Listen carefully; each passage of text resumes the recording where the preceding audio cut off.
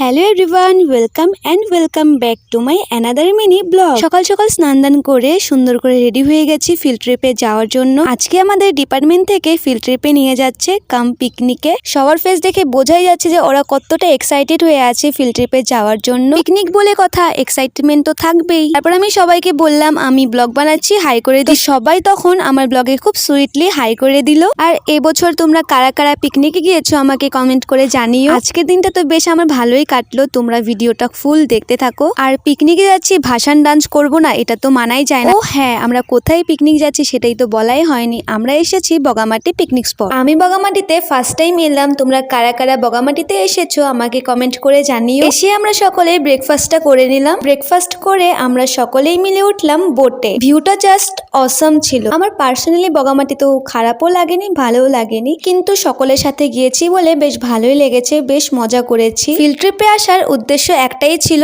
আমাদের অ্যাসাইনমেন্ট হবে এটার থেকে। পাহাড়ের ওপর একটা বুদ্ধদেবের টেম্পল ছিল, সেখানে আমরা সকলেই মিলে গিয়েছিলাম ছবি তুলতে, কারণ এটা অ্যাসাইনমেন্টের জন্য দরকার হবে। এনজয়ের সাথে সাথেও আমাদের মেন কাজটাও তো করতে হবে নাকি, সেটাই আমরা করছিলাম। এই টেম্পলটা ছিল বেশ উঁচুতে, এখানে উঠতে গিয়ে সকলে ক্লান্ত হয়ে গেছিল। মন্দির দেখার পর নিকিতা একটা নিউ এক্সপিরিয়েন্স নিতে যাচ্ছিল। নিকিতা জিপ লাইনে উঠবে বলে সেখানে আমরা যাচ্ছিলাম। আমি বাবা এত রিস্ক নিতে পারবো না, তো নিকিতাকে বললাম ভাই তুই যা। নিকিতা দাদাকে বারবার বলছিল যে দাদা আমি পড়ে যাবো না তো, আমি পড়ে যাবো না তো। তারপর দাদা বললো না পড়বে না। তারপর সকলেই মিলে বসে গিয়েছি লাঞ্চ করার জন্য। আজকের লাঞ্চে ছিল মাছ, মাংস, পনির, আরো অনেক কিছু। তারপর আমরা খাওয়া দাওয়া সেরে একটু ঘুরতে বেরিয়েছিলাম। তো বন্ধুরা, আমার এই মিনি ব্লগ তোমাদের কাছে কেমন লাগলো কমেন্ট করে জানিও। আর যদি ভালো লাগে তবে লাইক এন্ড শেয়ার করে দিও। আজকের জন্য এতটুকুই, দেখা হচ্ছে পরবর্তী ব্লগে। Tata bye.